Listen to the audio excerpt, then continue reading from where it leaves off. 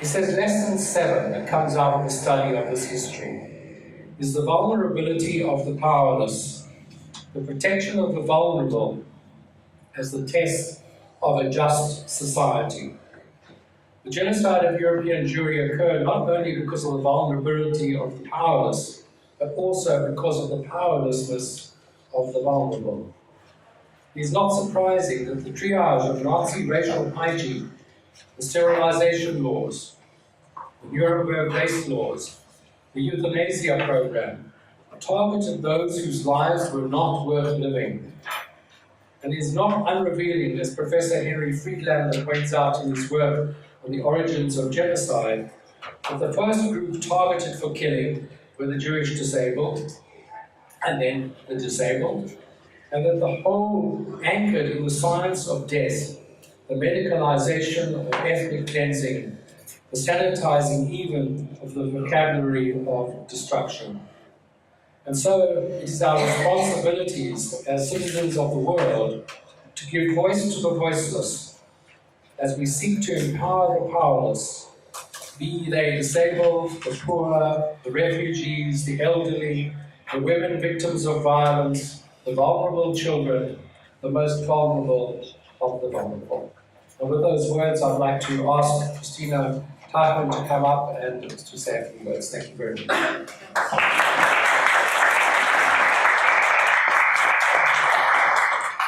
Thank you very much, and good afternoon to all of you. My name is Christina Teichmann. I'm project manager and director at the Konrad, maybe one day, at the Konrad Adenauer Foundation's office here in Cape Town.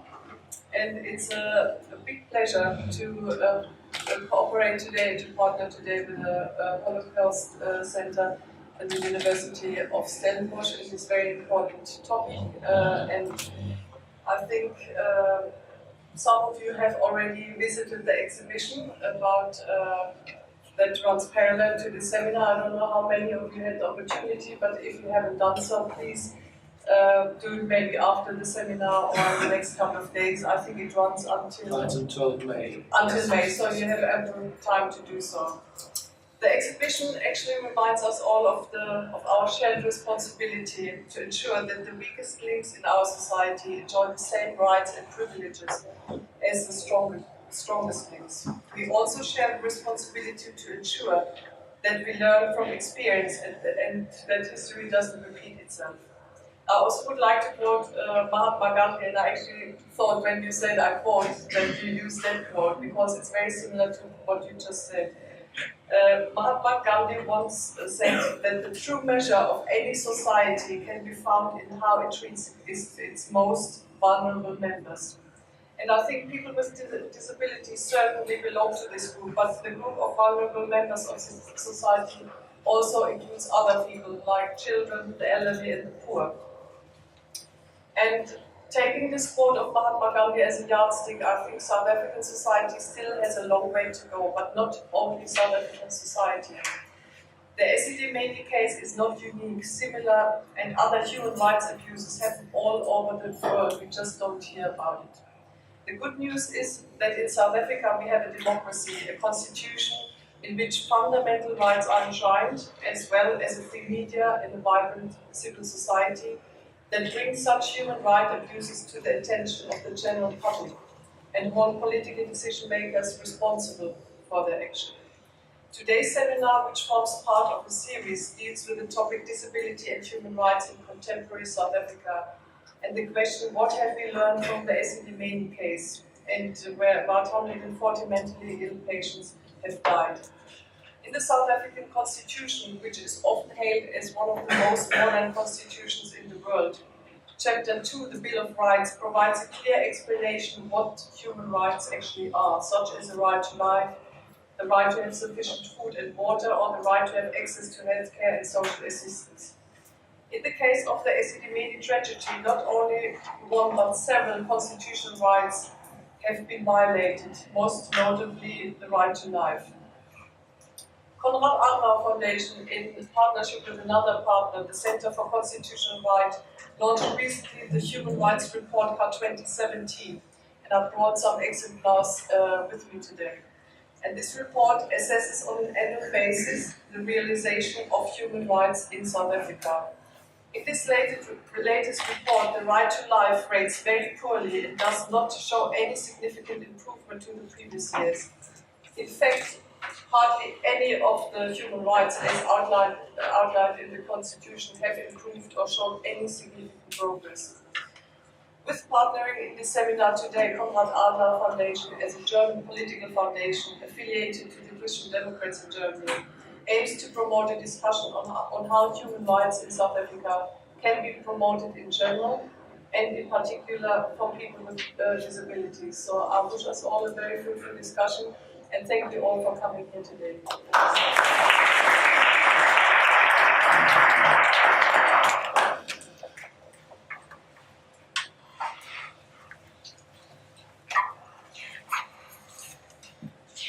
Thanks very much. I thought 3 people would arrive today, so to those 3 people, thanks very much. I'm quite overwhelmed at the number of people who have come, and this is the first of 2 sessions which we're doing together with the Honourable Centre on Disability Rights, and I would like to, it's been an absolute pleasure working with the Honourable Centre. Many thanks to us. Sorry? Especially Carl. Especially Carl. I was getting there. I'm in trouble already.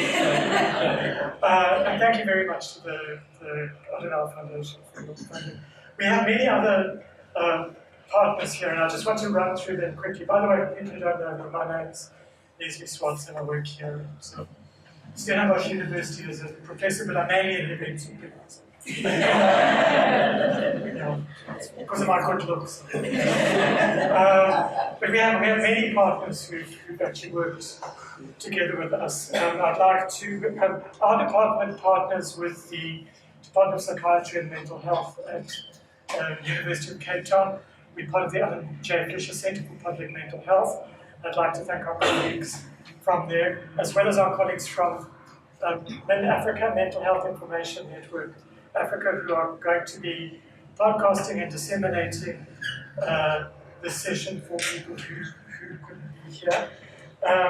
We've had tremendous support from the museum, from the Transformation Office in the university, from the Services for Students with Disabilities in the university. Thank you to all of you. And just on the issue of the accessibility of the toilets in the museum, I seem to have spent the last few weeks dealing with nothing but toilets. But if you're interested in disability, there are 2 really important issues actually, which are toilets and transport. Anybody who has disability will know that. I just want to say how proud I am to be actually part of this university, because this issue is being taken very seriously. I had a meeting this morning with the head of facilities management, and the issue really is being taken seriously. We're on a path of progressive realization. But it is, I think, quite instructive that we often don't think.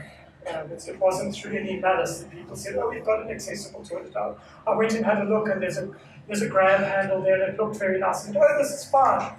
And I got back to my office, and I thought, but how do you, if you're a wheelchair user, how do you transfer from a wheel? And I hadn't even thought about it when I was there. We just don't think about these things. And that's partly why we're here this time, and I hope many of you will be here on the 7th of May as well for the next meeting. And I'm so overwhelmed by the number of people who are here. I'm convinced nobody will be here next time, so please be kind to be here next time. I'm also, it's one of the things that's been absolutely amazing about organizing these 2 sessions is, in both cases, I approached the 4 speakers who I wanted most, and then I had various alternatives for those who would say no. And in each case, I got exactly the people that I wanted, which sort of tells me something. I think Stephen Robbins actually had a role in putting everyone together. So thank you, Stephen, from the Department of Anthropology, Sociology and Anthropology. So I'm not going to talk much. The way that we're going to do this is each of our 4 speakers will talk for about 10 or 15 minutes, and then we'll move the chairs forward and we'll have a more general discussion with you. And I think it's just easier if I introduce the speakers one by one.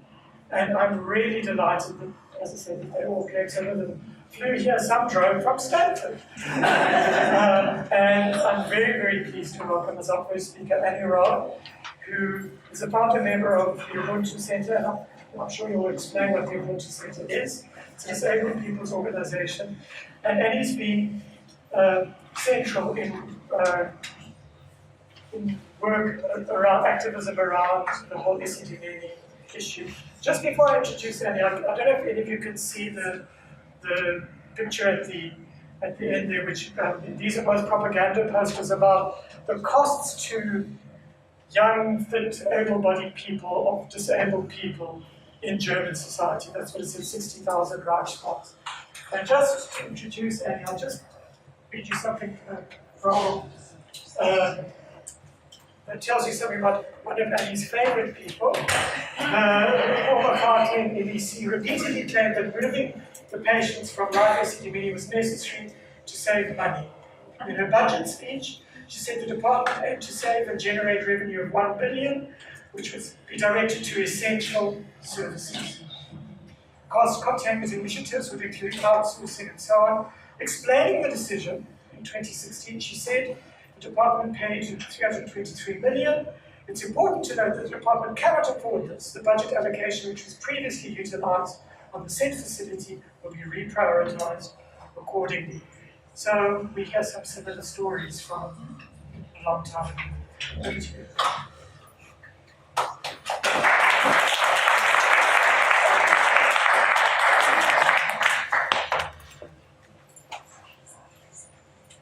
Good afternoon, and I would like to say thank you to Leslie for the invitation, because Leslie and the organisation was fantastic. I know you had a lot to do with Karen. And good afternoon to all of you, to all the participants. Oh, okay. Sorry, everybody. So I'm going to talk really into it. I've been asked to give background on the Esidimeni tragedy, the massacre or genocide, however it is to be called. The Gauteng province decided in 2015 that they were going to forcefully remove and resettle to NGOs the residents of LIfe Esidimeni. The family started to protest, and that's when I first started following it, all the protests. And the families got organized with the women. And was led by a woman called Christine Swartz. As of now, there remain 28 missing Esidimeni patients. There are still 7 unidentified bodies. One of the problems is that 2 bodies have the same names.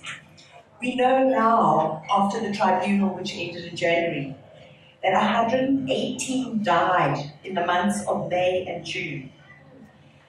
There remain 59 untraced, but magically their SASSA grant has been drawn every month. 532 of these patients moved, or residents moved, were moved with no ID documents. They've never had ID documents. They were moved to NGOs that were meant to claim a SASSA grant for them, but they had no ID documents.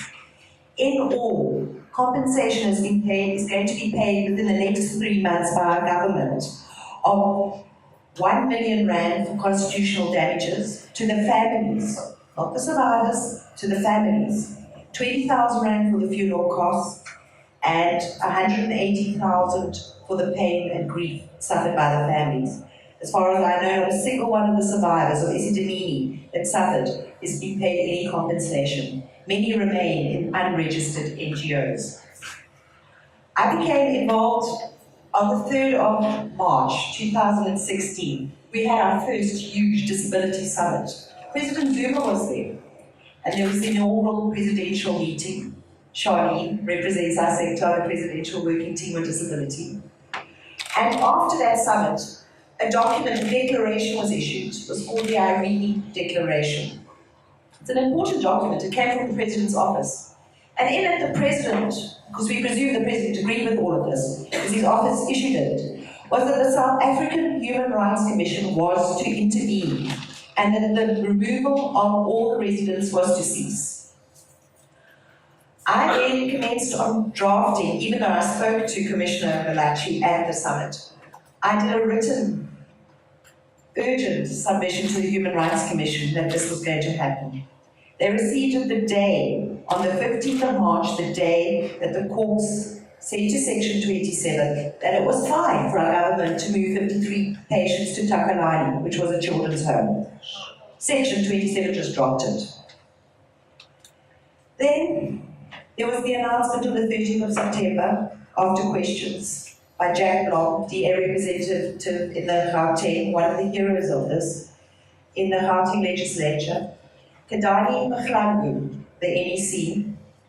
Our comrade Kadani said that there were 36 dead. She knew 77 were dead. In fact, we know now 118 had perished and died. I was a Section 11 member of the Human Rights Commission. That means that you assume all the responsibilities of it, like being a commissioner on that subject, such as legislative for.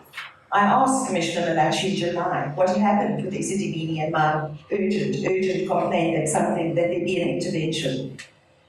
And he had to ask his assistant what was Esidimeni. He didn't know what it was. On the 24th of August, I got a phone call from Matthew, the legal representative now tasked to do something about Esidimeni. And he confidently told me that they were going to give me a case number. And I told Matthew, people are dying. People are going to die. He says, but you're getting a case number. The Human Rights Commission told the Ombudsman that they received their first complaint on the 26th of September. They phoned me and told me no, but they married my complaint to one that came in on the 26th of September. The same Commissioner Malachi has been recycled, has been reappointed.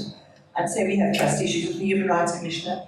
I do. As a person with psychosocial disabilities, I have lost trust in our Human Rights Commission for as long as commissioners are appointed that actually do not take us DPOs and us people with psychosocial disabilities seriously. I had a phone call during this crisis from the New York Times. They phoned me all the way from America. They must have picked up my name on my phone number on the internet. And they asked me, is it true that Esidimeni means dignity? Yes, it does. The right to human dignity is a non-derogable right at both the levels of international law and at national level in terms of the South African Constitution. The Bill of Rights recognises the importance of human dignity, and under no circumstance may this right to dignity be limited. South Africa, as gone even one step further, it has signed the Convention on the Rights of People with Disabilities, which obligates it internationally to respect all human rights of people with disabilities. As of 2018, South Africa has failed to effectively involve people with mental disabilities on an equal basis with others, especially those with intellectual disabilities, autism, and neurological impairment, at all stages of implementation, monitoring, and any of the affairs about them. And this was strikingly obvious at the Esidimeni tribunal. Not a single survivor gave testimony of enduring the torture, the dislocation, and the resettlement.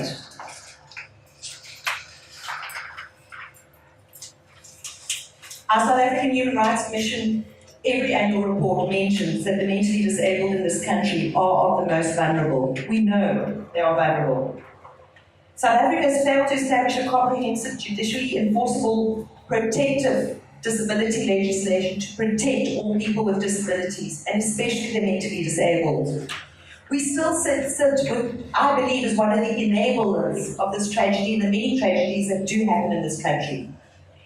In South Africa, our average death in an institution is 8 times above the World Health Organization's globally accepted death record. Things were bad in Esidimeni. In 2012, there was an unnatural death, and the pathologist made a statement that this person had directly died because of an assault by the chef at LIfe Esidimeni. There was a whistleblower that mentioned it. We complained to the South African Human Rights Commission, And they said Esidimeni was fine, it just needed shower mats. And they couldn't do anything with the whistleblower's testimony because it was a whistleblower. They promised them confidentiality. I've got reams of complaints from family members of people that lived in Esidimeni, of needing dental help, of people smelling. The care in Esidimeni was not already good. These people were in poor condition already because institutions breed abuse. Unmonitored institutions breed abuse. And this is going on a daily basis in our country. Specifically, the Mental Health Care Act 17 of 2002 has evolved from a colonial British Lunacy Act, and it discriminates against people with mental disabilities by classifying them as a group, a stigmatized disease health category, premised on the perceived incompetence of persons living with mental disabilities and perceptions of danger to self and others that justify deprivation of liberty with no judicial process, forced medical treatment, and it has forced medical treatment. It is not compliant with the Convention on the Rights of People with Disability. It specifically violates, amongst others, Article 12 of the Convention, which is the right to be treated as equal under the law. Article 14, it allows for deprivation of liberty with no judicial process at all. It allows for, and what happened in Esidimeni, Article 16, which is exploitation and abuse. Also 15, I would argue, torture. And Article 17, the physical and mental integrity of people with psychosocial disabilities. The rate of premature and avoidable deaths of people with mental disabilities in residential care setting is alarmingly high in South Africa. And this recent Esidimeni tragedy has exposed the appalling neglect and risk of death faced by people with psychosocial or mental disabilities in South Africa. A number of South African laws, policies and practices deny or diminish recognition of people with mental disability as equal persons before the law. In fact, if you fall under the Mental Health Care Act of 2002, you cannot be registered on the voters' roll. If you've been judged of unsound mind, this sometimes happens for MVA claims, etc. Lawyers use it a lot.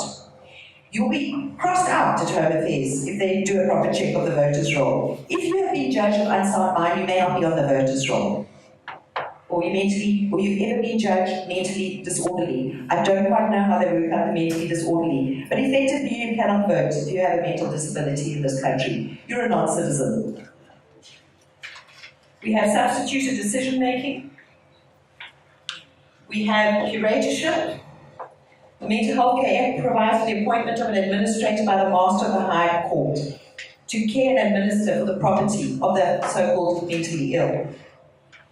In 2001, the South African Law Reform Commission started to devise legislation and mechanisms to introduce supported decision-making. This wasn't driven by the disability sector, it was driven by the older person sector for people developing dementia. It is still sitting at the Law Reform Commission. It was in 2001, that's when they started. And they've had consultations, a lot has been agreed upon. It's not moving because it's not important. Section 40 of the Mental Health Care Act mandates a police officer who has reason to believe. And that came out in the Esidimeni tribunal that they were waiting for police all the time to come move people. Because the Mental Health Care Act says that a police officer can come and move you. Who has reason to believe, so a police officer can, if he has reason to believe, that or he has himself observed some strange erratic behaviour, they can take you to a mental health facility and deposit you there. I've got 5 minutes left. So there remains significant issues with legislative policy and practice frameworks regarding the Mental Health Care Act 2002 and community practices that carry on in our communities of restraint and shackling. Those to be perceived as substance abusers can be detained arbitrarily under the Criminal Procedure Act, but then the Mental Health Care Act is then used to deprive them of their liberty. I've met people that have been sectioned off to serendipity, a 60,000 rand a month, by their parents at the age of 30 for 6 months because they didn't like them smoking so much ganja. And the Mental Health Care Act is not just used for people, it's used also a lot with people that are substance or illegal substance users. What What Ubuntu has done is we have followed this up. We launched the Esidimeni campaign on the 10th of October, and UCT supported us. They gave us a lovely donation, and with that money, we printed posters and we held a commemoration outside Parliament, and Zuma drove through us. So a large group, DPSA, supported it. And we had a list of 10 demands, 9 out of the 10 had been met. We still were waiting for a full parliamentary hearing on the state of mental health in this country, a full parliamentary. Radical change has to happen. The idea of mental health just being a medical problem is clearly not the way to go forward. We have to decolonize psychiatry, psychology, mental health institutions. So we followed this up and we've submitted to the UN, and you can find it on the UNCRDP committee page, a list of issues, like asking the government when you're getting rid of the Mental Health Care Act and various other things around forced abortions, sterilisation that still occurs within our sector, forced sterilisation. And then our shadow report has to be complete by the 11th of May, and we continue our advocacy as people with psychosocial disabilities, having experienced an institution, and it's terrible, it's horrible. And I don't know how to end now. So that's the background to Esidimeni, specifically from a DPO perspective and an activist group of us that have been involved in this. Thank you very much.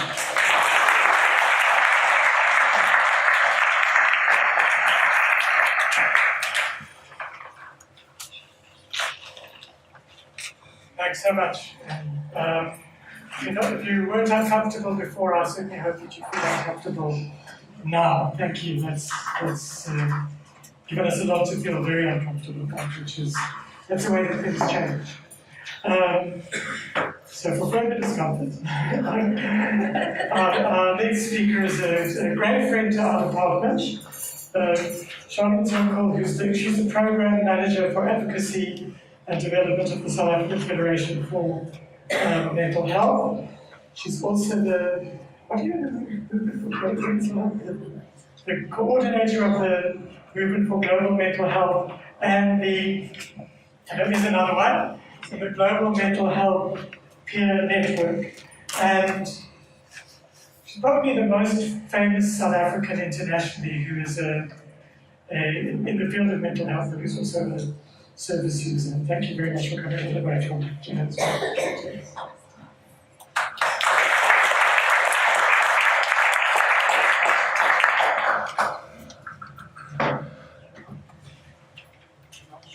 the rest.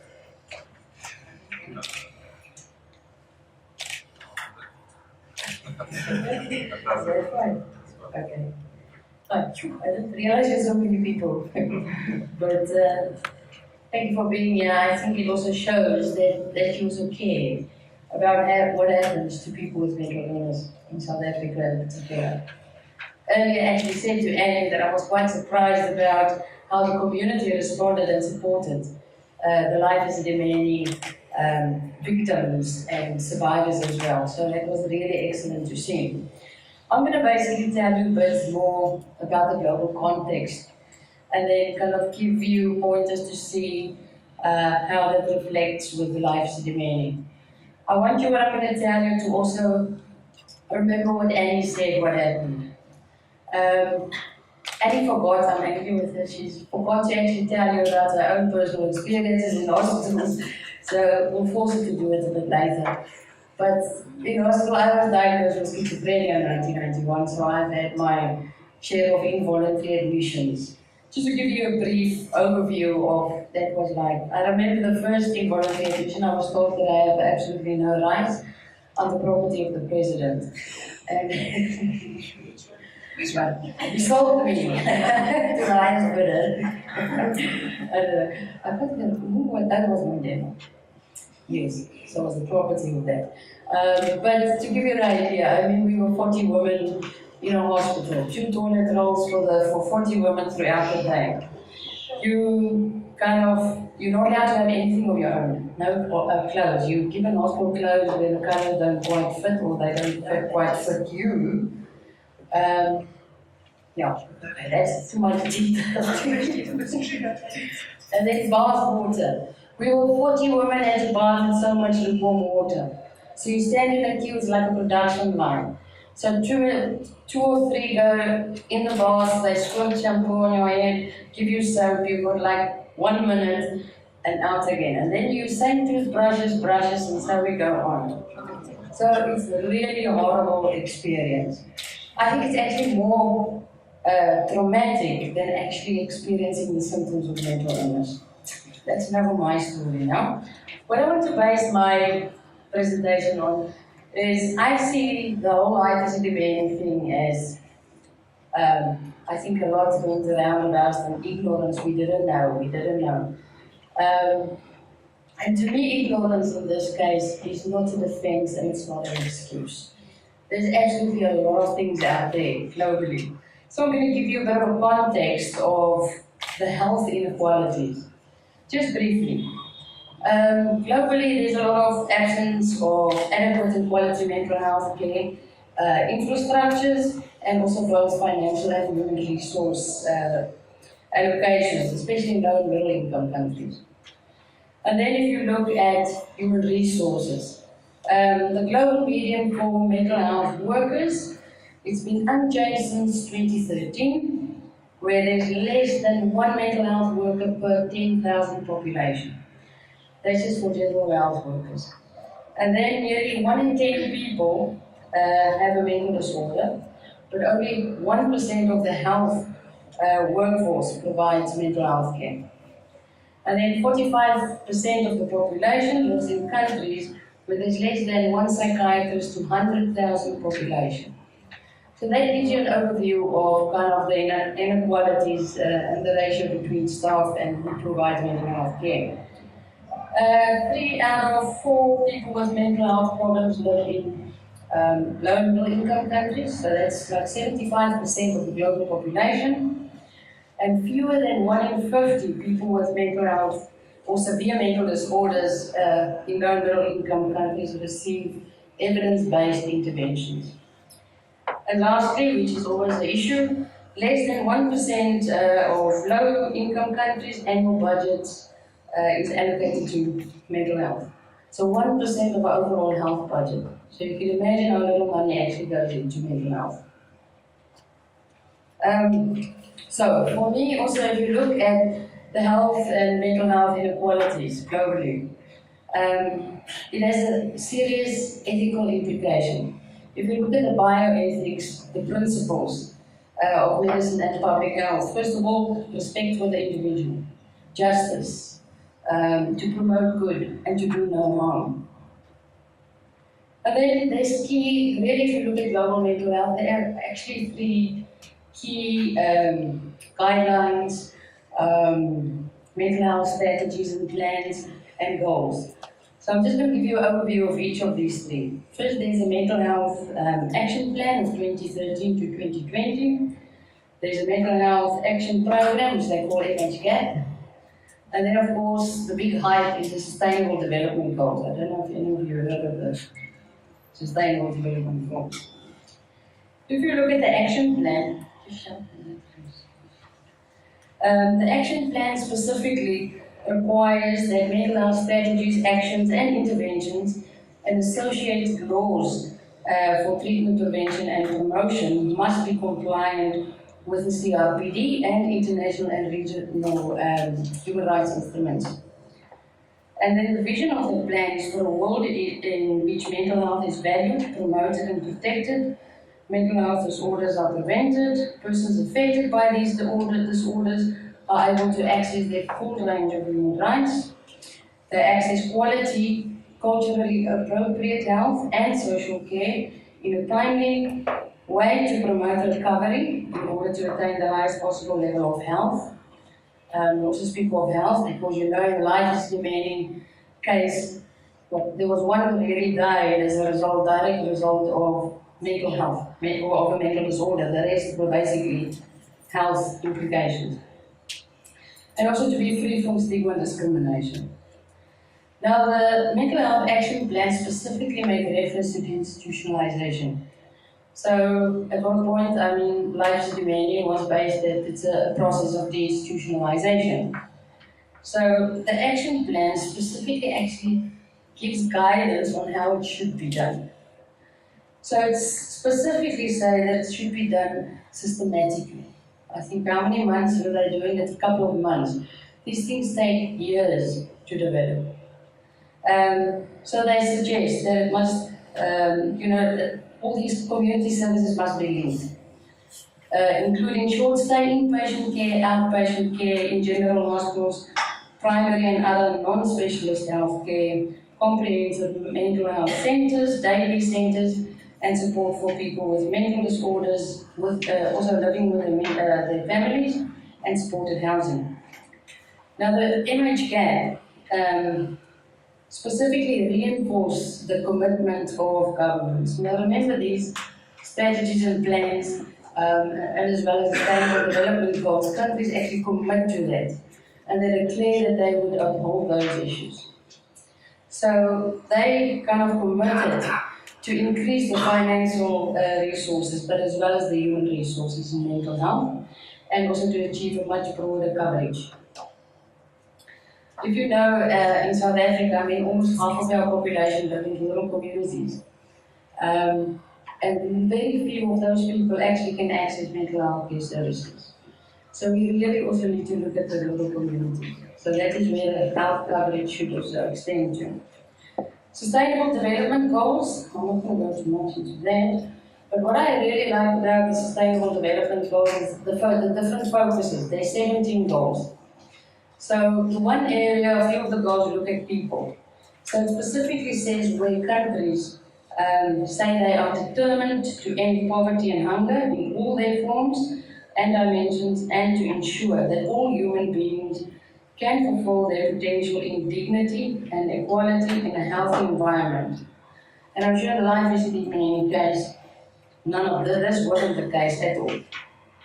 And then the planet, there's some of the goals that focus on the planet, protecting the planet, and we often say there's no sustainable development without mental health. Then you ask, what's the planet's got to do with mental health? It's actually got quite a lot to do with it. If there's no food security, people get stressed. It affects their mental health. And if you want to achieve these goals, people need to achieve these goals, so they need to work towards sustainability. And if you don't have a mentally healthy nation, then you can't achieve these goals. And then the other focus is on prosperity. So it specifically says that all human beings can enjoy prosperous and fulfilling lives, and that the economy, social and technological processes occur in harmony in the future. There was no prosperity for the LIfe Esidimeni guys. And then the other focus is on peace. We are determined to foster peaceful, just and inclusive societies which are free from fear and violence. The LIfe Esidimeni guys were not free from violence. There was no just and no peaceful.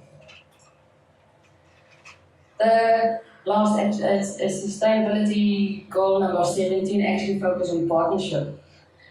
So that is basically where countries commit to strengthen global solidarity.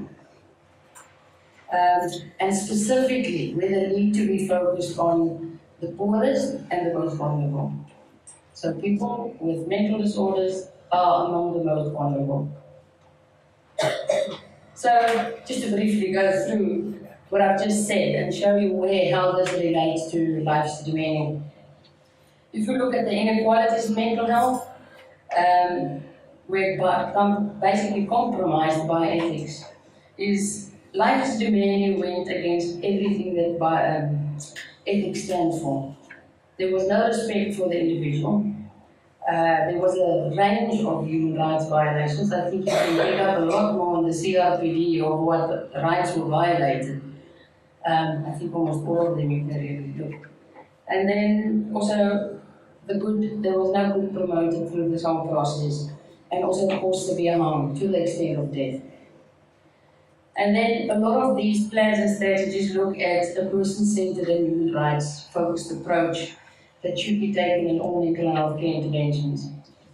The LIfe Esidimeni patients, or residents, were not treated as persons with individual needs. They were merely kind of a number, or some of them didn't even have names. So you can imagine there was no person-centered approach in that whole thing. And what is also very apparent for me through this whole process, there was no consultation or participation from the LIfe Esidimeni patients in this entire, even before, during, or even after this process. And then the risks are involved in deinstitutionalization. I mean, there is historically documented on how not to do it. So South Africa went exactly and did the opposite. They actually repeated what should not be done. I don't know if you all know how it should be done. I mean, there's a range of things that you have to put in place. You can't just have people removed without having proper community structures in place. You also need to prepare the people, the workforce, about this happening. Otherwise, you're going to sit with resistance and human rights violations. So there's a lot of things that need to be in place. And this is not a quick fix, monthly, few months, and then it's done. It takes a long time. And then access to high quality, culturally appropriate health and social care, and also to obtain, especially to promote recovery as well. With the LIfe Esidimeni, they were dumped into poor quality services, which were completely inappropriate, or people were ill-equipped to actually provide quality services to them, and in my view, it caused actually regression instead of recovery. Both in their physical as well as their mental health. So, if we look, South Africa is very familiar with these international instruments and the goals. And if you go look at the mental health policy framework, almost everything in these action plans and strategies are included in the mental health policy framework. I sit on the Ministerial Advisory Committee, and I can tell you the mental health policy framework is hardly any implementations really happen with that. And that's since 2013, and it's supposed to be achieved by 2020. It's highly unlikely that that's going to happen. So I just want to stress lastly again that ignorance is not an excuse or a defense. South Africa knew what needed to be done, how to do it, but they chose not to do it. LIfe Esidimeni patients were not important enough. Thanks.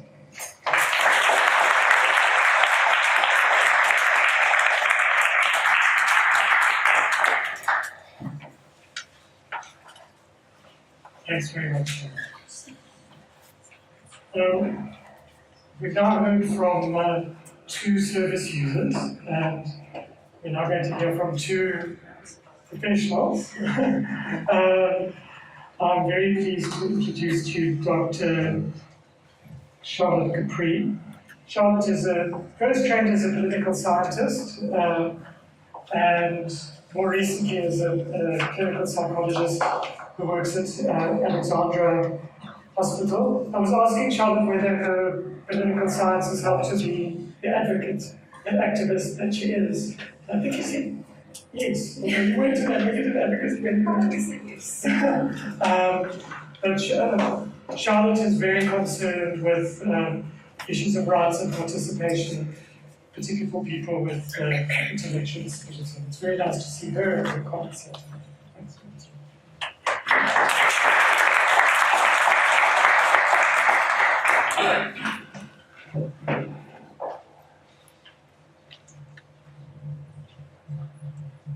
Leslie, modeling France. There's a paper floating around and my co-authors are here as well. So if there's anything you need to say, or if I forget anything. I think just to start off with, please remember that at least half of the people who died from cold, starvation, dehydration, infection. They had severe to profound intellectual disability. So basically what I'm going to do this evening is just contextualize a little bit, say one or two things about people with intellectual disability.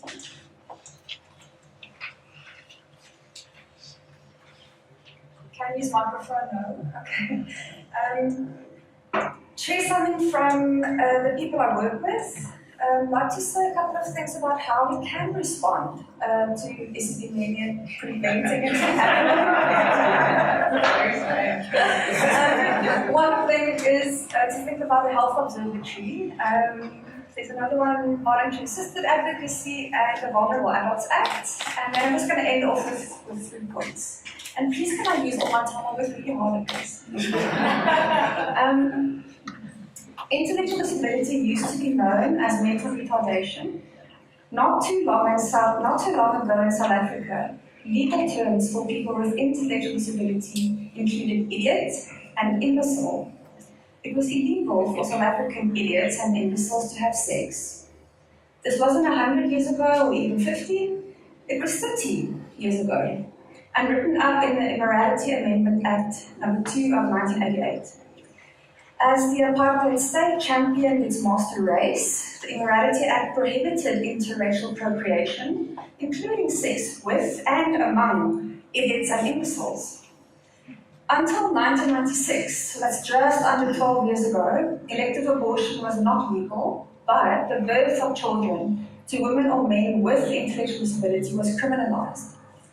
An all-male, all-white committee was appointed in 1973 to formalize the Abortion and Sterilization Act of 1975. Of importance for us is that this act lifted the abortion ban in cases of pregnant women with ID, intellectual disability. So the pregnancy itself was evidence of an illegal act. It also defined the circumstances in which a person with ID may be sterilized. Between 1975 and 1989, so that was 14 years, 1,817 retarded men and women were sterilized in South Africa. That means per year, approximately 129 people with ID, or 1 every 72 hours, were sterilized because, this is also in the law, retarded people wouldn't understand the consequences of intercourse. Retarded people were unable to bear parental responsibility, so they won't be able to raise children. And because of the risk that retarded people's intercourse would bear defective fruit and that it would be seriously handicapped. On females with intellectual disability and problematic menstrual hygiene, hysterectomy was performed above tubal ligation. So happily, this also resulted in more calm, cooperative, and less irritable women. Although each sterilization was individualized and a team of experts decided how best to protect the rights of the mentally retarded, opinions from individuals with ID were not asked for. So clearly, many ethical complexities surround consent and competence. But just because it's complicated to think about doesn't excuse rights abuses or ignorance of the daily supports that people with ID require. There's no one kind of person with ID. Impairments are not reversible, but they are particular. Some individuals can resist subordination, practice self-determination, and participate in communities with less assistance, while others rely on full dependency care. Assistance needs vary according to severity of ID, and these range from life-preserving environmental regulation like climate control and sanitation, being washed, fed, medicated, turned or toileted, mostly without being asked or forewarned, to making daily decisions and exercising choices or tolerating the lack thereof. So imagine knowing that for the rest of your life, you will need help with orientating yourself to time, with how long an hour feels, getting ready for the day, what to put on first, telling good and bad friends apart, wanting sex, being a parent, being a partner in a meaningful, consensual relationship, or self-advocating for humane treatment. Care ethicists remind us that this will inevitably happen to us. At some point in our life, we are going to trust that someone will come to save it, that it will be one of quality and dignity right up to the end, that decision makers will be thoughtful about how their choices impact us, and that our bodily and psychological integrity will be defended by those we depend on for survival. So So I always have reservations talking about intellectual disability, and my jobs require clinical competence, studious interest in the field. Working with people with ID also triggers my rebellion. I still don't know whose that is, mine or the people I work with. Before Esidimeni, witnessing institutional psychiatric care played the biggest role in wanting to change the political and social circumstances people with ID must survive in. But I have no experience in my body of what living with ID is like. I have no internalized inner parts that are there as a result of others' responses to my ID.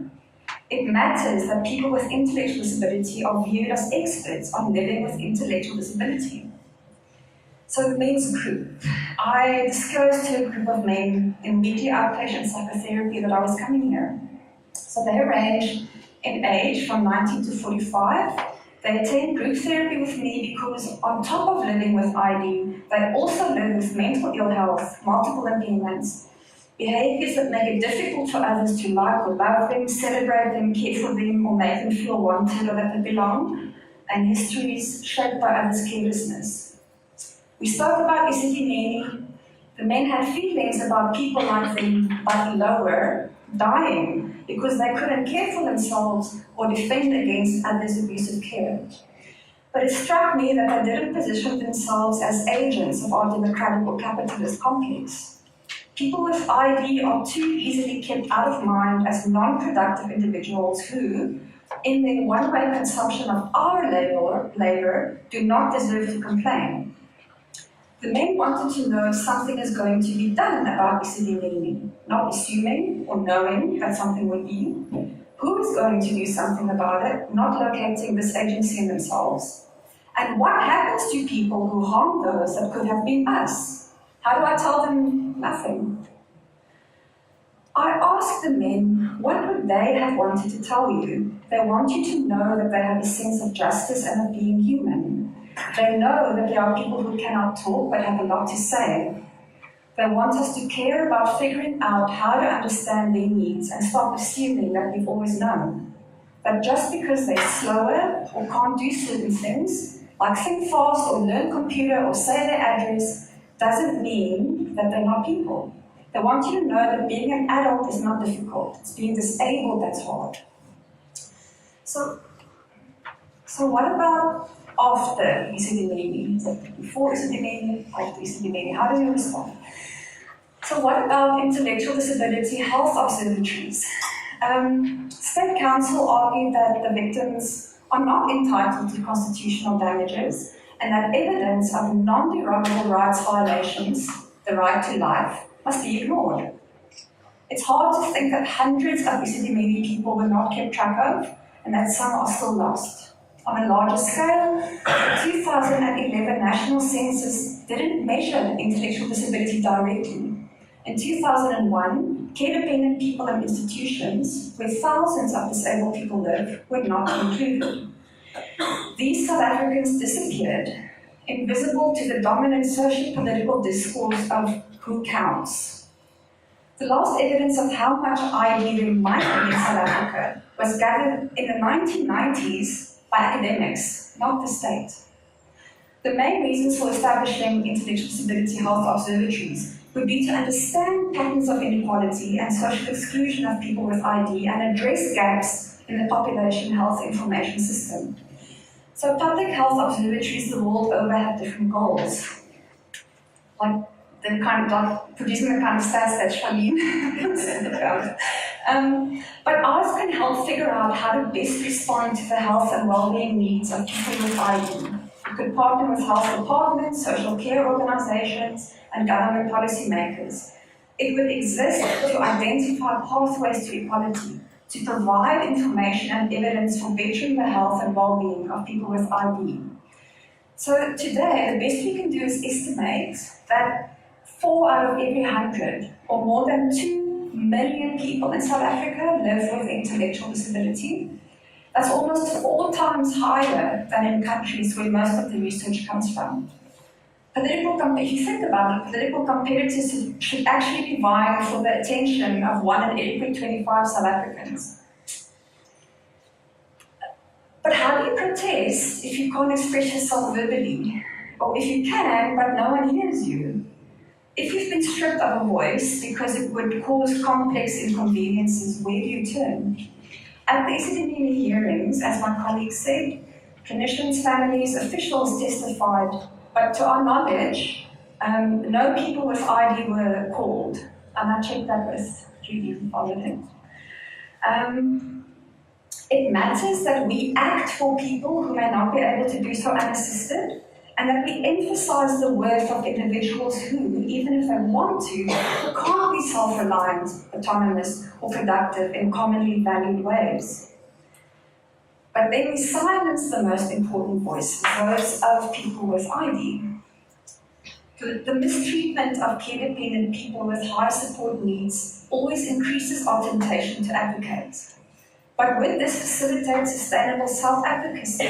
Would this transform society into one that is socio-politically welcoming?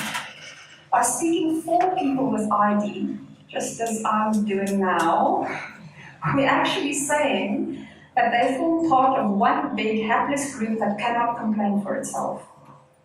This assumption also deletes individual-specific needs, aspirations, regrets, loves, losses, levels of disability, and adaptive skills. Our power to speak up locates voice and expertise in the wrong place. Authentic issues that also matter, but of which we can never have awareness because we don't live with ID, are lost. So now what? How do we step back while Esidimenis are happening all the time and advocate for social justice in a collaborative and dignifying manner? So what about being of service in a different way? We assist when we are asked to, in the ways we are asked to. The principle that people with ID only consider our ideas that reflect their experiences and scrap those that don't is non-negotiable. Purposeful advocacy is only completed and successful and legitimate if it's accepted by people with ID, on condition that they determine the targets for change and the kinds of assistance needed. Perhaps they can change conditions of their vulnerability in self-directed ways. So such voluntary assisted advocacy can only exist if people with ID suggest or reject or accept or modify relationships with non-intellectually disabled assistants. So not necessarily organized or militant, these assistants would want to exchange support, help develop political behavior and intellectual citizenship, and change restrictive socio-political conditions. People with ID must voice opinions on being included as citizens in censuses and as voters in political contests. Inclusive and emancipatory policy formulation might secure appropriate and implementable policies and spark a new kind of justice that dilutes unhelpful or dangerous assumptions. By co-creating any policy, people with ID contribute issues beyond those of importance to non-intellectually disabled people only. By populating dominant voices, we can collaborate with and be led by people with ID as the experts, hopefully as co-lobbyists and co-authors of the Vulnerable Adults Act. So elsewhere in the world, a vulnerable adult is a person who is, or may be, for any reason, unable to take care of him or herself, or is unable to protect him or herself against significant harm or exploitation. You'll notice that there's no mention of capacity or competence. Any person who lacks capacity will be vulnerable, but there are people with capacity who may still be unable to take care of themselves or protect themselves from harm and exploitation due to the reason that led them to become vulnerable in the first place. The protection of vulnerable children is legislated in the Children's Act. By law, the Departments of Social Development and Health must intervene on behalf of children at risk. The Mental Health Care Act and its General Regulation Amendment supports institutional safe care for adults with severe and profound ID, but it lacks rights governance for adults with any level of ID living in community settings. Beyond the inadequate Mental Health Care Act, or even the Older Persons Act, there is no law that intervenes on behalf of adults with ID at risk of rights abuses and death.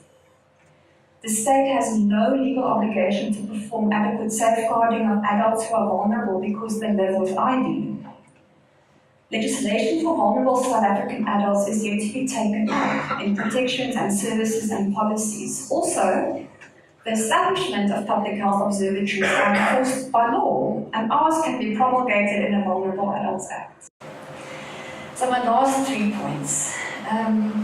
Humans have intrinsic worth regardless of required support levels, the meeting of which depends on enabling or disabling socio-political environments. When your survival depends on other assistance, it might be terrifying to show rebellion in case they abandon you.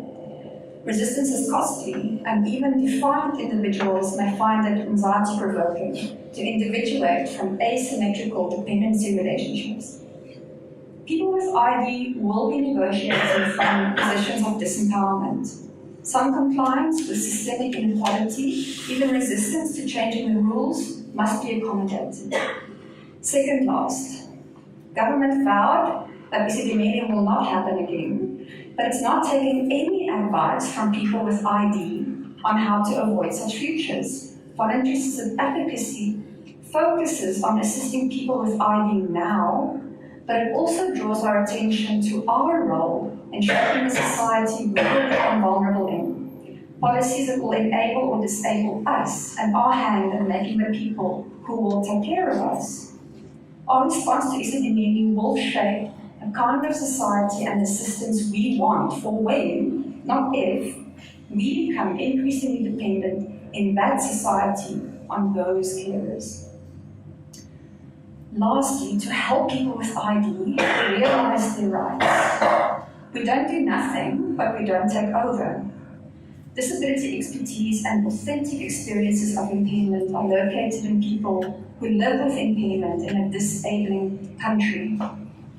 Having legislators who know what intellectual impairment and disablement actually means, this is a nod to Annie, and she gazetted this in Parliament, and counting South Africans with ID as people that matter could reduce the risk of life-threatening discrimination. That's it.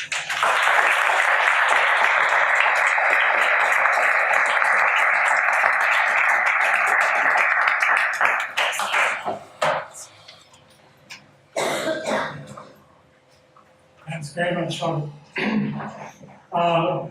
Last speaker for the day, before we open it up for, I'm sure, many questions and lots of discussion, is Professor Bonga Chiliza, who Bonga is the chair of the Department of Psychiatry at the University of KwaZulu-Natal. He's also quite involved in organised psychiatry in this country.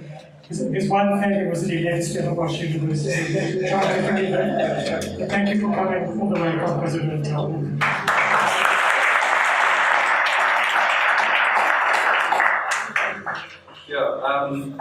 Leslie, I'm going to have to pick up on with you afterwards for making me follow on this amazing panel.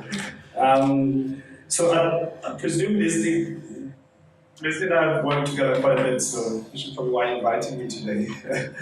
I'm a psychiatrist, but also I'm the president-elect of the South African Society of Psychiatrists. So today I'll be speaking a little bit about the role that the South African Society of Psychiatrists played in the LIfe Esidimeni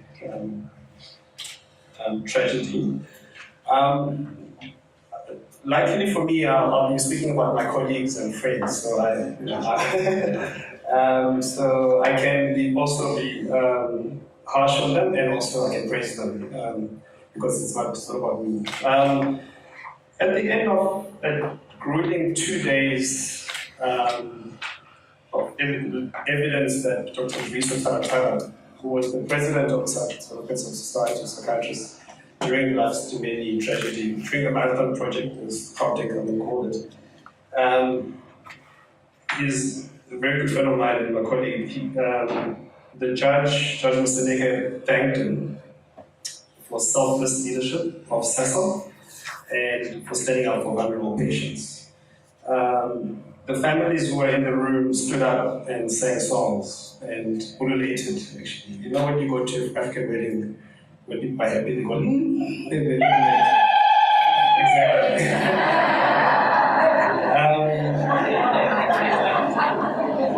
It was the highest honor that psychiatrists in this country has ever received. And I was watching his testimony in my laptop in my office, and I can assure you that second day when he was grilled by the advocate for the government was shocked. He sweated, sure, lots and lots of liters of sweat that day. So SASOP, I think, played a critical role, obviously a small role, but played some role in the whole LIfe Esidimeni hearings and also in trying to prevent the tragedy that happened. And I'm just going to tell you a little bit about that. I think why that is that prior to the Marathon project starting, I think we already tried to establish what we called a South African Mental Health Alliance, which was a group of organizations, societies, or professional bodies who work in this field to come together to discuss issues that affect mental health in this country. So we met with SAMA, we met with SISA, we met with DENOSA, we met with SEDAG, with South African Federation of Mental Health. And this was, I thought it was a wonderful opportunity for psychiatrists who, obviously there's very few of us in this country, to meet with other our colleagues and discuss what should be done for mental health in this country. This was a project of SASOP that was following up from, I don't know if you know, Dinesh Bogra, who was the past president of the World Psychiatric Association. He writes a lot about psychiatrists' role in society, psychiatrists' contract for society. So saying that we cannot, as psychiatrists, have our role cannot just be the person that's sitting in front of us. You know, as we see one patient after another patient, we need to get much more involved in trying to improve the mental health of the whole society as a whole. So following that, our president at the time, Claude Jansen van Rensburg, started having these meetings with Mental Health Alliance.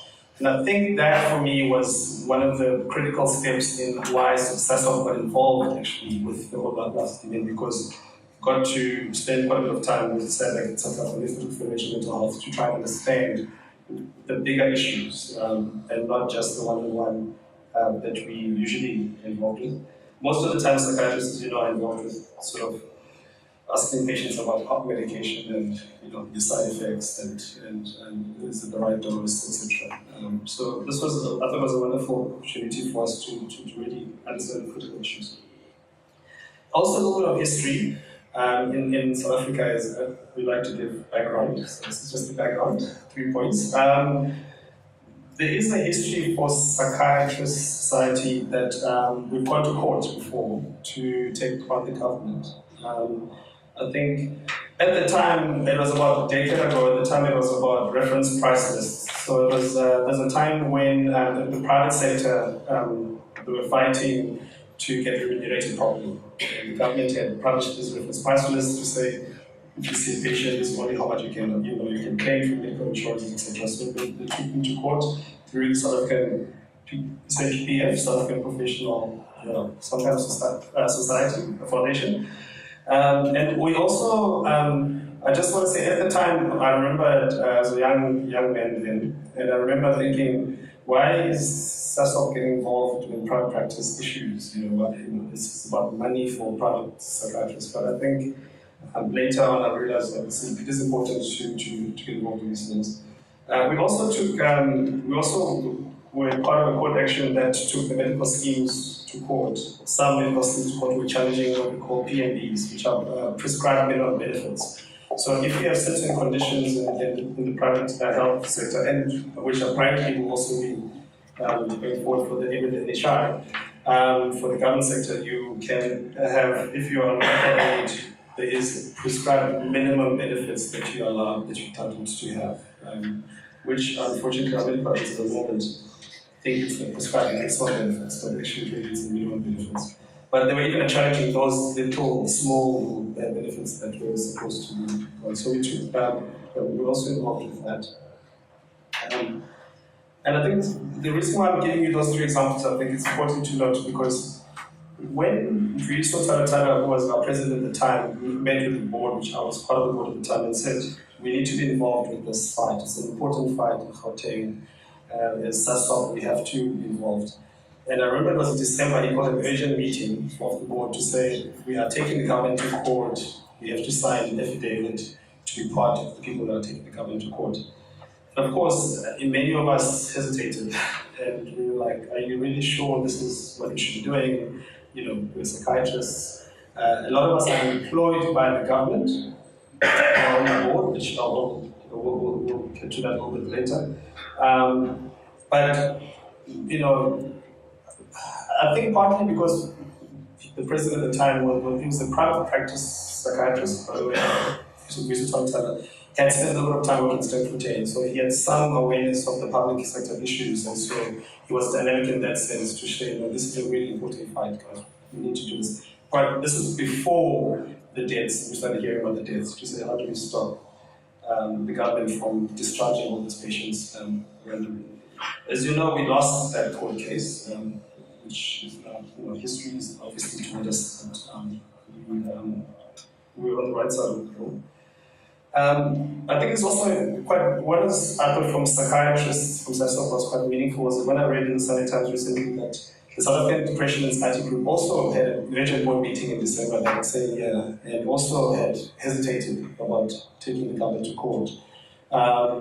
Because SADC also felt that you know, this is the first time they've ever taken the government to court and the relationships with government, etc. And they do amazing work in this country. So I thought that was quite heartening that we're not the only ones who were hesitant initially, but as I said, luckily we so convinced us to do so.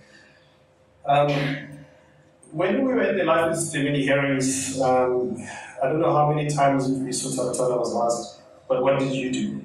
You know, what did you do, doctor? Did you do enough, doctor? What more did you do? So, for example, when we lost that court case, the people said to us, then why did you go on appeal? You know, so there's lots of those kind of things that, so as societies, will always be asked, what did you do? Could you have done more? So it's very important that we take those courageous steps and take the government to court if we're serious about our profession and the liberty of this country. The other, I think, for me, lessons that was learned from the Society of Psychiatrists from the LIfe Esidimeni hearing was that you have to write emails, and you have to write lots of emails, and you have to write lots of emails to many different people if you want to complain about something multiple times, because the government, when they got to that hearings, denied ever engaging with us, denied ever hearing what we had to say. And so luckily we had documents, lots of documents of us meeting with different people.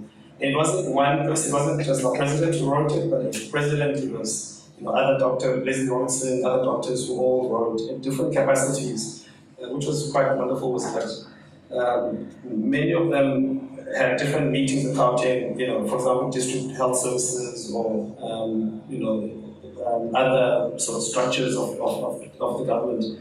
And they use those opportunities to also raise objections to the Gauteng Marathon project. So they are minutes, you know, that we could use to say that we were in this meeting and we spoke about this and we warned you that this was going to happen. So I think there's also another lesson to learn that we can and should, wherever possible, raise these objections to plans that the government has, even if they fall on deaf ears. But at least when you then afterwards, one can go back and say that we did warn the government to do that. Which brings me to the issue of dual loyalty. So as psychiatrists and psychologists, as we've had, I'm sure, lots of discussions about dual loyalty. We, to be honest, I'm not sure if SASOP would have gone to court with SAF, with South African Federation of Mental Health, or with SADC, with Section 27, if we were led by a state-employed psychiatrist at the time. You know, I think we fortunate situations at the time to be led by somebody in private practice who said, well, the government doesn't, I'm not employed by the government, so I can do that.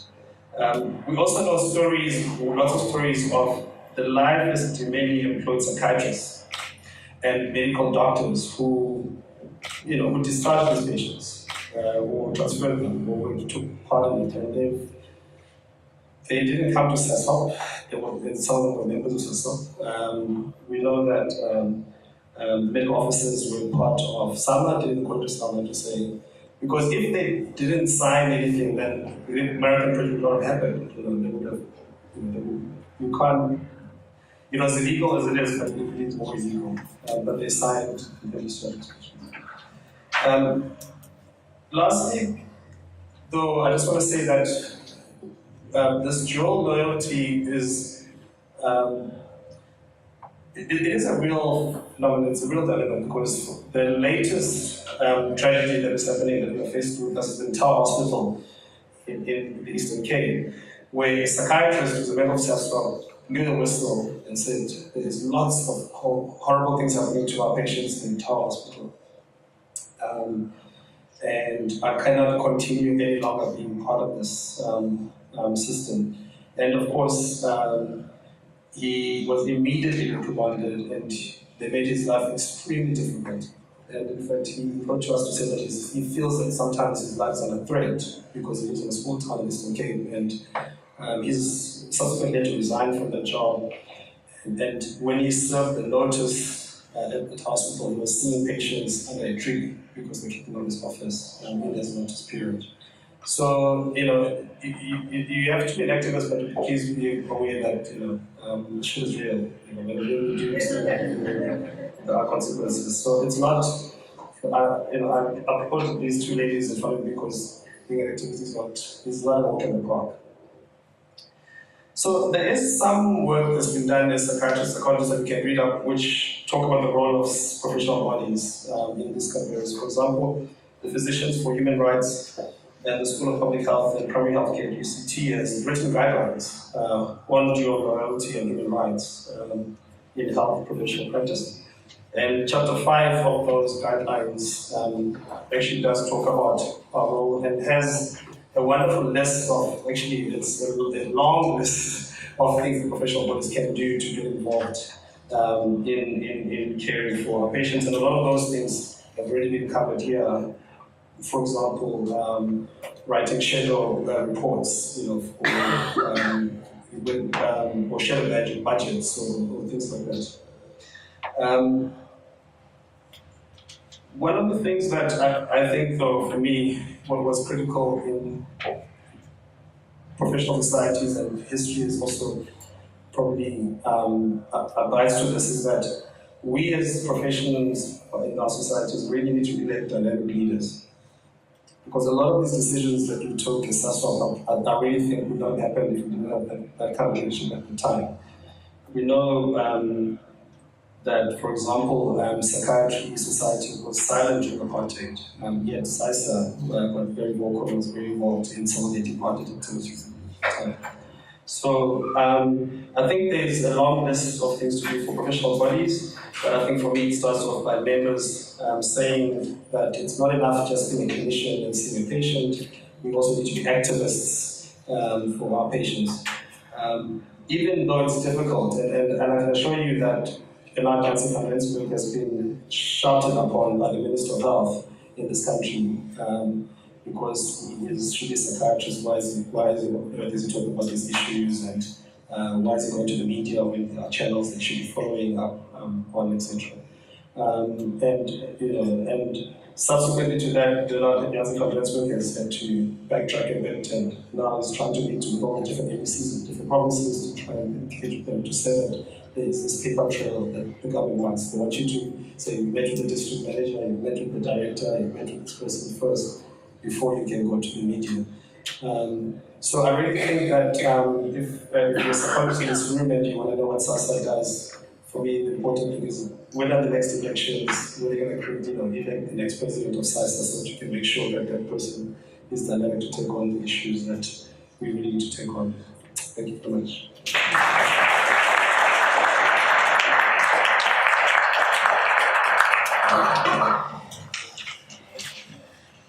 Thanks very much, Bonga. Can I ask the panelists, please, to bring a chair down to the front? Thank you. Do people want to stand up while we're doing this? Just don't run away. Please don't. Questions and comments I'll ask you, please, if you wouldn't mind introducing yourself. Speak as briefly as you can. And we'll take about three questions at a time, and if you could just say who you're welcome to make a comment. If there's somebody specifically you'd like to answer, please do that. Annalisa has some mics there, and she's roving with them. I see Morgani has a question, and Richard would also like to make a comment. So Morgani first, then Richard, and then Lucy. Is it working? Hello, okay. Hi everyone. I want to direct my question to I don't know what to say, Professor or Bonga Chiliza.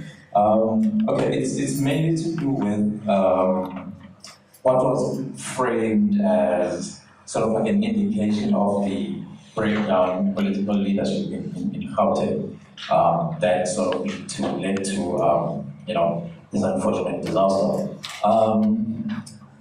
But now, I'm trying to understand, because we had an issue of, ANC president at the time, we all know who was that. But we also have Minister Motsoaledi, who is sort of like regarded and understood as really, competent in the profession and health in general. So I think in thinking about how perhaps this, disaster like this, doesn't happen again, who does the buck stop with, and perhaps if things could be reversed, who is actually responsible? Thanks, Morgan. I think Richard was next. Yeah.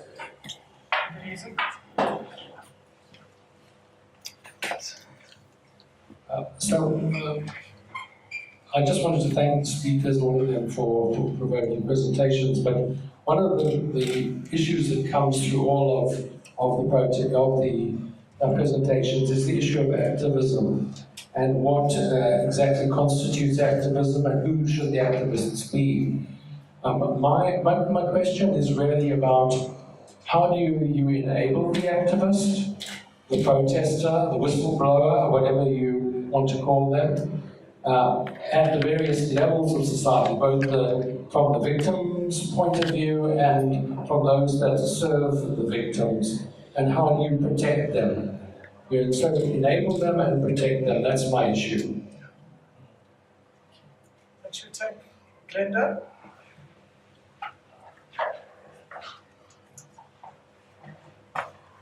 Yes, my name is Glenda Wolstead.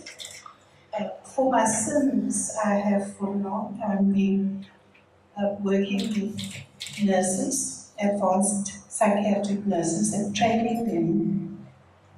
At the moment, I do accompany students who are doing an advanced course in psychiatric nursing. With the Esidimeni tragedy, Holocaust actually, there were at least 3 highly trained psychiatric nurses who had undergone the same course that I facilitate. I stand here as a shamed nurse. I stand here as somebody who feels that as nurses we have failed the system and we have failed individuals, because those nurses who were in charge, they had the expertise, the knowledge, the ethical pledge that they would protect life, and they were in a position to make a difference and to stop the process. They were. Just from the kinds of things that we teach in the class and we facilitate, it is possible that they could have done something. What I did not see in the Esidimeni arbitration with Deputy Justice Musibeki was any presentation by the South African Nursing Council and by DENOSA or any of the nurse representative bodies. And I wonder why it was so sudden. There were a few of us who wrote letters to the South African Nursing Council to say what kind of responsibility or what kind of action will be taken against those nurses, because I do believe that they are still unconscious there. I think we'll have some responses from the panelists, and then there'll be further on. Okay, thanks for the question. So I'm not a DA supporter. I'm also not an ANC supporter. So I can honestly say that politically, what happened in Gauteng, there's no way that it was just a daddy who was involved, who took decisions about what happened. There's no way. The ANC has got a history of, unfortunately, of scapegoating decisions. So I'm pretty convinced that Gauteng, all the way up to the top in Gauteng, ANC leadership, they discussed, they knew about it, and it was not a decision that was just taken by one MEC. But I'm not part of them, so I'm not sure, but I'm pretty sure that is. The subsequent to the LIfe Esidimeni, we've engaged with the Ministerial Advisory Committee, which is unfortunately chaired by someone who's like a gatekeeper to the Minister of Health. We get very frustrated by when the committee is supposed to advise the Minister of Health about how to make sure that further changes don't happen. But I'm not convinced that they are doing what they're supposed to be doing. So we have subsequently gone to all the MECs. We tried to meet with all the different MECs in health. By the way, as I said, it's not just an ANC problem, because in the Western Cape, we also wanted to meet with the MEC of Health here, and they told us, no, you don't need to meet with us because everything is fine in the Western Cape. There's no problems. Yet my colleagues who work here are very much well aware of what the problems are in the Western Cape. So, yeah, I think that at the moment the buck ends at the Chile House, and I think that it's not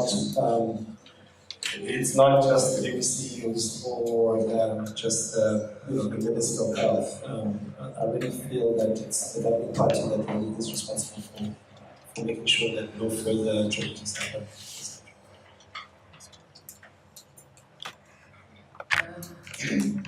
I think maybe just to add on what Bonga said, what I also found was quite a big problem is accountability. Our provinces are not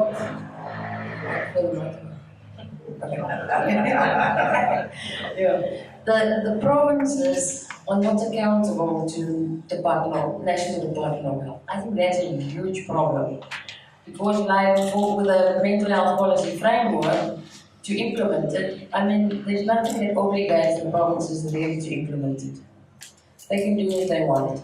And I think that's a real problem. We always see that South Africa's got these wonderful policies and legislation, but there's always a glitch when it comes to implementation.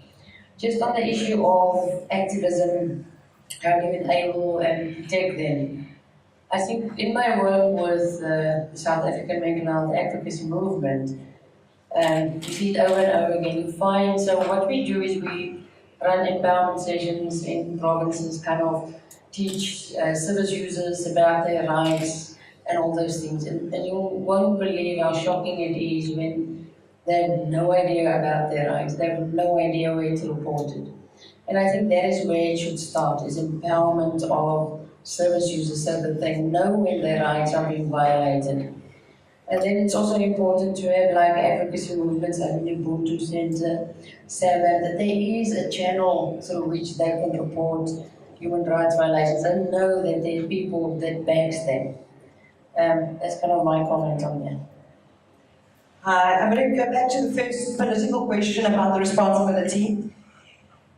Kadani Mahlangu is the treasurer for the 2016 local government elections of the elections committee. She was responsible to get the money in for that election.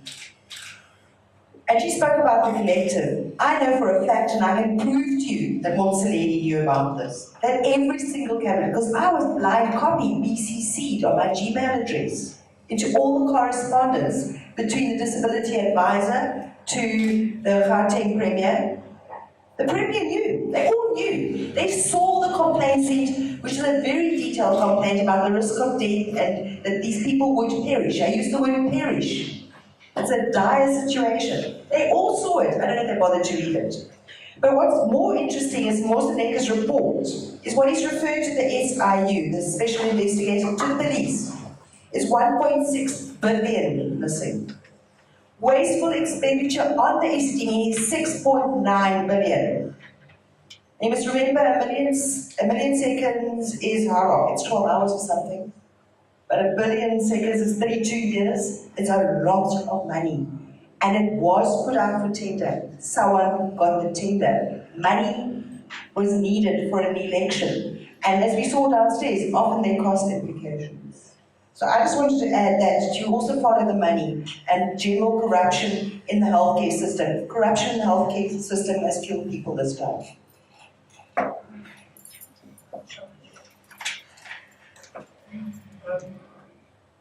I just want to talk about, as a healthcare professional, about the problem of activism, which I think both you and my colleagues have spoken about really well. It is such a difficult question. And I mean, I was really pleased to hear, the only reason I got Bonga here was that he said that psychologists did better than psychiatrists during apartheid. I think subsequently it's actually turned the other way, actually. And the major concern for organised psychology in this country at the moment in this context is what counselling psychologists may do versus what clinical psychologists may do. It's like how many angels can dance on a pinhead. But it is astonishing to me how quickly after the end of apartheid we became focused again on guilt concerns, which actually have nothing to do with broad questions of the mental health of the country. They have to do with the way that various people define their territories. And I feel very ashamed, actually, to be a psychologist with this being our major concern. I work in an accredited, I mean, this is sort of this dual loyalty. I work in a department where we train clinical psychologists. If we do not behave and show that we behave in accordance with these requirements, we will become unaccredited in terms of professional accreditation. So there is that sort of, that kind of difficulty. And I suppose for me it's a question of trying to keep both going and trying to keep the critical edge alive. I really applaud Glenda for talking in the way that you did. Because I think we've all had experiences of, we all know how to say the good things. And to say the good things to our students, when it doesn't really matter. But there's a difference between that and doing the good things. And I feel just like the Nazi doctors, it would be wrong of me to say I'm not complicit in some sort of way. And that's part of why we have to keep thinking about these sorts of things. Because we are. So let's have three more and Christina Sprout. So my question is about family involvement and how are there groups, support groups for families and people? Do all the families get together? Is it possible to create these kinds of things? That's my question. For people over general, yeah, Esidimeni, I know that families will, but in general, to try and help support, because obviously activism for the people, i.e. themselves, might be difficult, as you said, but their families could be activists on their behalf, and is this something that's being worked on?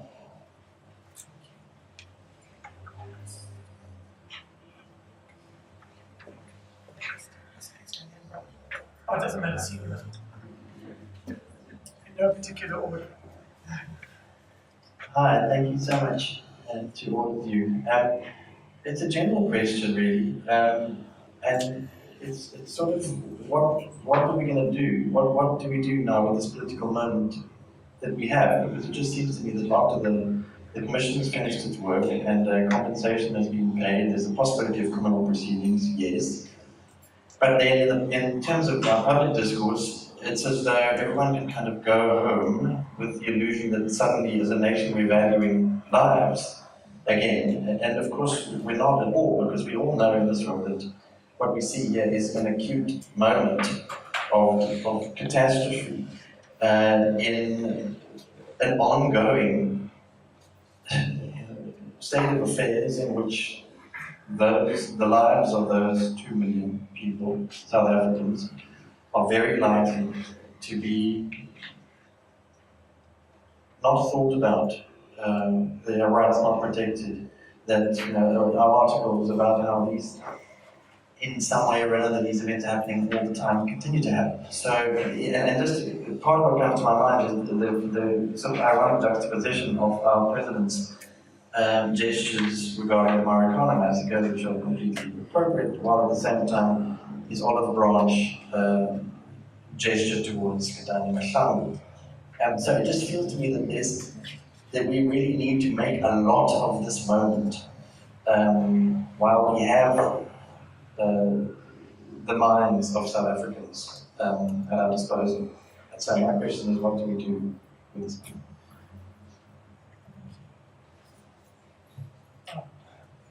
Sorry, I think Christy was next.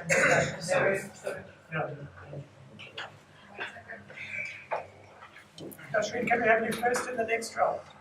I just wanted to applaud the lady, the nurse, about her very courageous comments. And I actually asked myself, why didn't these nurses do anything? And how democratic is actually the healthcare system?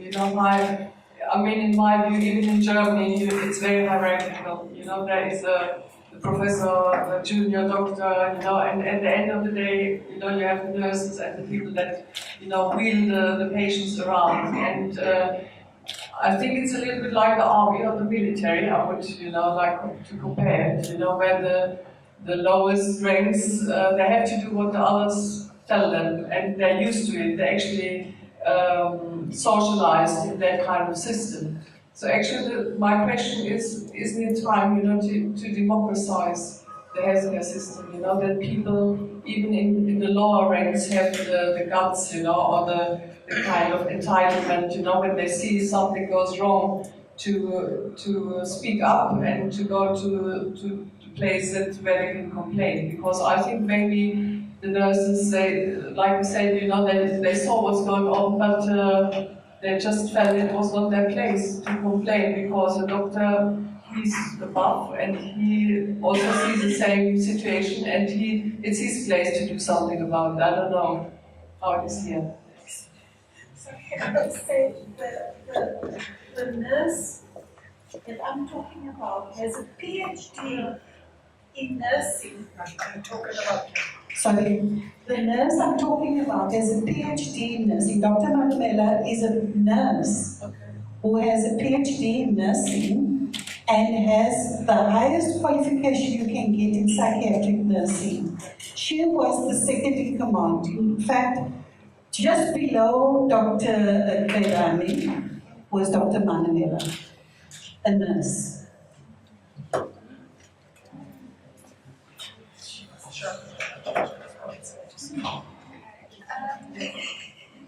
I think if I can maybe respond to the question about feminism, activism, and especially in terms of ID. I would think that the Western Cape Forum for Intellectual Disability is probably a first place to go and to ask. They run very active programs and workshops and groups.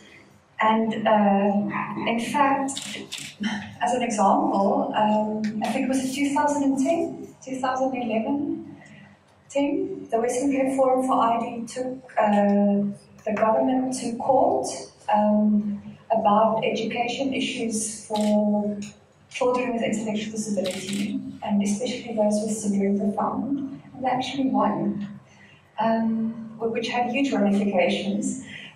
So there is pockets of activism. But as I'm saying that, I'm also thinking about, as you were asking the question, there were just crickets in my brain. It's such a complicated thing to think about and to think about where to start. And all I could think was, why don't we ask the people with ID what they would like to see happen? I recently had a lady who said to me, ek wil hê hulle moet uitgesort word. I recently had a lady that said to me, I want them, so people who assaulted her, I want them to be sorted out. Just that sense of justice again. Sorry, part of my brain just fell out.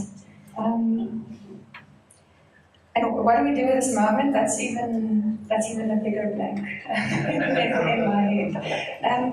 I have no idea how to start an act. And I'm talking about this Vulnerable Adults Act. I hardly ever leave my cave, and I don't get out much. But I would do that for Vulnerable Adults Act. And if there's anybody here who knows how to do that, please would you get in touch with me.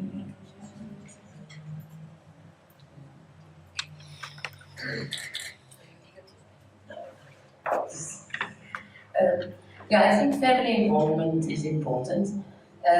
With like the advocacy movement that they run, and we recruit advocacy leaders who are supposed to be people with mental illness or intellectual disability. But if there's someone, we also include families in that. I think here and there you do find support groups or families, but I think there's definitely a need to strengthen those for sure. That there's a bigger voice there also of those who don't really necessarily have a voice. I think you made a comment there.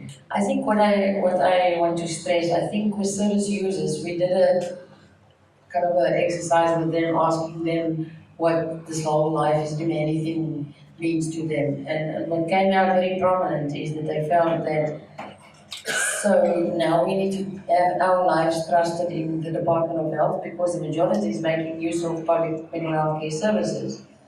So health is really going to have to make an effort to restore the trust in them, because service users will end up kind of, nowhere to go. If they need services, they're not going to access it because they fear now that they're going to end up the same as the Life Esidimeni patients. I think that's all from my side. There are groups. In Cape Town, I know there's a group's been running for years from Crescent Clinic, and it's for people diagnosed with bipolar, and it's for the family and the sufferer. Not allowed to discuss medication there. It's very tightly run. Most of the people living with the so-called perceived disorder leave, and it becomes a moaning session for all the adults, and they can tell all these stories about their loved one that won't come out of the bedroom and that, and it's very helpful for them, but not for people living with the diagnosis. And then there's another group that we actually started, and it started with some of the people from Crescent Clinic saying, we can't take this anymore. Sitting there and people giving tips on how to get their loved ones locked up in Falkenberg. We can't take it anymore. And we started, and it ended up being called the Polar Bears because the majority of people that came had a diagnosis of bipolar, and that's still going strong. And then SADAG runs groups. The thing about SADAG is, unless you're medicated, under control, you're not welcome in the group. And the thing is, people want to go to a group when they're in a crisis. It's an alternative, and that's a drawback of that, but there are many SADAG groups in Cape Town and throughout the country. And nursing. When you train to be a psychiatric nurse, you don't imagine you're going to end up working in Falkenberg Hospital waking patients up at 6 o'clock in the morning, having them line up naked, somehow get the bathing done. You don't even have the equipment, you don't even have panties for all your female patients. Then there's nothing to do until lunchtime, so you end up being a glorified waitress serving lunch. Then you can become the highest, most important job in a psych ward is to be the trolley queen, in charge of the medication. Many. And also, the indicators, a woman that I've become friends with over the years, her entire job in the United States is to go check for abuse. There's a whole, and there's loads of international literature on how to pick up abuse and when abuse is most likely to happen. And there are 9 things that she looks for, and she's made up her own list, but it's covered for all kinds of literature. And I mean, one of the things, if the staff don't have everything they need to work, abuse is more than likely going to happen. If she asks for a register and they can't give you a register showing that there have been incidences of abuse, because the nature of the institution is toxic. If abuse happens there, because the very nature is secret, no one's getting inside. And we've just got none of that in this country. And nurses end up being very frustrated, underpaid, they're not an elastic group, they can't just move to another hospital. The state's got a monopoly, what's monocistic, I think is the correct economic term. They've got no choice to just move around and go work somewhere else. So the entire very toxic environment is created, and then you just need a couple of nurses to be abusive. And, yeah. So I think I agree with you. I think the most difficult question at the moment is what do we do in this moment? And I really don't know what the answer is to that. Except to say that perhaps we should, wherever we are, we should look a little bit about how we change whatever it is that we find ourselves engaged with the moment. So for example, one of the things that we found out from LIfe Esidimeni is that the provinces don't know how much money they spend on what is the percentage of health, the percentage of the budget of health is spent on mental health care. They don't know. These are the Dr. Manamelas, these managers and directors of mental health don't know. So I think if we're then engaging with government, that maybe those are some of the things that one should be looking at. There are people that are keen to do media kind of work, campaigns. For example, John Parker wants to do a lot of work in Britain and wants to take that nationally. So maybe we should be supporting those kind of things. So I think, to be honest, I think I doubt that we will, as psychiatrists and psychologists, professionals, are united enough to be able to do one major, huge response. But I think we can do small changes wherever we can to try and implement and affect the LIfe Esidimeni. Sorry, the whole idea of dual loyalty comes in again, and I'm getting into trouble for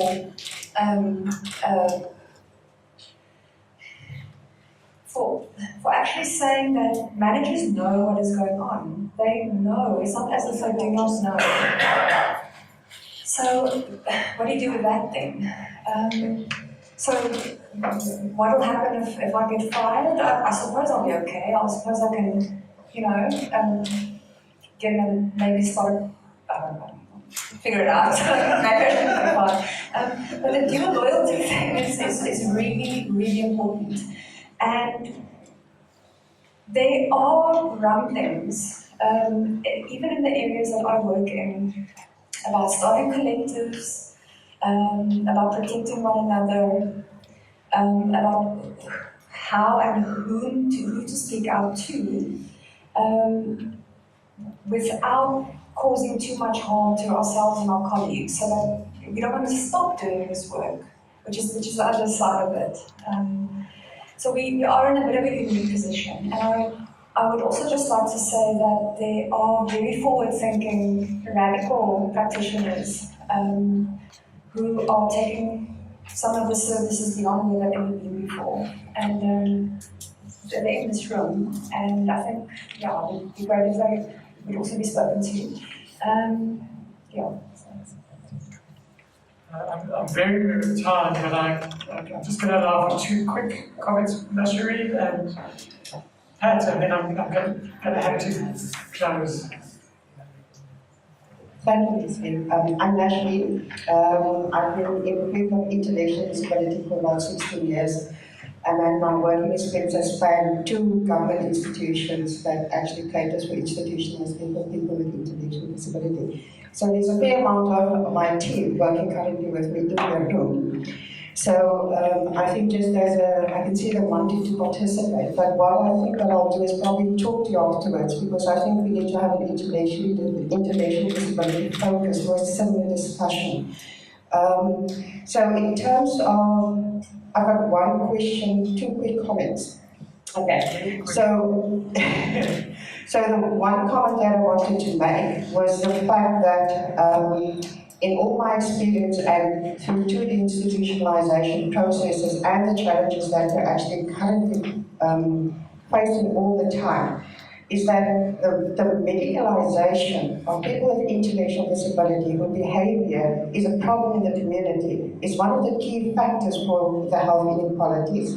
The other one is that maybe more to Dr. Chiliza or everybody else that's up at national, basically looking at what to do after LIfe Esidimeni. I would very much love to see non-psychiatric medical doctors that work in the field participate in actually seeing how we can make the system work for people with intellectual disability. With regards to my question, I thought that I'll do is I'll focus a little bit on the Mental Health Care Act. I'm trying to make it a question, so if it's not clear, please let me know. But it's more of a statement and a challenge to the panelists and everybody in the room. And the view that the Mental Health Care Act is often cited as a big problem. But what if we look at the Mental Health Care Act and the way we use it as a symptom of everything that contributes to LIfe Esidimeni? Because if you think about it, and I've actually started working in the department just after the Act was passed, and I was part of the implementation, how much has changed in our care environment since we passed the Mental Health Care Act? And how do we justify using the Mental Health Care Act to rationalize services for people with intellectual disability and people with chronic mental disability? We justify our care practices, rational and gatekeeping. So I would actually like to see if somebody can maybe just look at the perspective that the Mental Health Care Act is not a problem. The Mental Health Care Act and the way we apply it is a symptom. Thank you. I will do very quickly. I just wanted to pick up on something that Annie said about the general nursing. And yes, there are problems in nursing, and we've reflected on that. But one of the things that we haven't done in this country, and Leslie, you can probably help me remember, was in 1999 or 2000, there was the norms and standards for mental health care services. We have never implemented that. That was an exceptionally good document done by the late Alan Fisher and his team, and it's an exceptionally good document. We've never really interrogated that. What now happens in the major hospitals and in the others, private or public, is a lot of agency staff, lack of continuity, people who don't know people, and I'm not surprised that people don't have names, because that happens even in the private sector as well. So we really have to go back to the stuff that we've got and interrogate it and update it. Thank you. Thanks very much. I know there are lots of people wanting to talk, and I'm very aware of time, so I'm going to give each of our panelists maximum 30 seconds to respond or give a final comment, and then I'll just wrap up. So who wants to start? Waiting from now. South Africa goes before the Committee on the Rights of People with Disability. I like the idea about the Vulnerable Persons Act, but why not a Disability Act? A Disability Act that includes supported decision making. Scrap the Mental Health Care Act. And South Africa is being asked in September, they've got the question, they must answer why and when are they going to amend it. So internationally it's been looked at, it's not CIDP compliant. And so where do we go from now is we need to keep on advocating and speaking, and also to consult with people living with intellectual disabilities and ask them. SASA, we started the issue about voting. Next thing, SASA takes it on board without consulting us. We get emails, they've been to the Human Rights Commission about it. We did that in 2010 already. We've been through the whole thing. And then suddenly SASA spent I don't know how much money trying to like get the vote for us, but we've done everything already. And then, yeah. So the thing is to consult and what do we want? As service user, I prefer to define myself as a survivor of psychiatry. I'm not a service user. Thank you. I'm a service abuser or user. I think we should look more at service user involvement and survivors involvement. I think a lot of these things were happening without our involvement at all. Maybe there's a document or policy being produced, we only get it when it's actually produced. So we need to be involved more into that.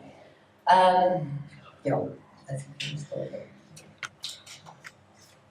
Sure. I think the only other thing I wanted to say is that we should probably also be agitating for advocacy to be part of our curriculum. Medical school certainly, and psychology undergrad. I know that what is that organization that's doing the workshops for? There's a big push now to say, how is it that you can become a medical doctor in this country without knowing even just the acts around, the whistleblower acts and all these other things that protect you. So that's probably something one we could maybe be looking forward to trying to push in our universities to make sure that happens. I'm just going to fly the flag for ID again. Given the estimated prevalence that 4 out of 100 people have ID in South Africa, if there are practitioners here, you are probably seeing them in your daily work. And what is shameful is education in terms of ID for practitioners, medical practitioners, psychologists. I went through intense training, and we did half an hour maybe on ID. And that is just shocking. It's slowly changing. Glenda, it's Glenda, right? Please, can we talk? Please. I've been dying, and many of us have.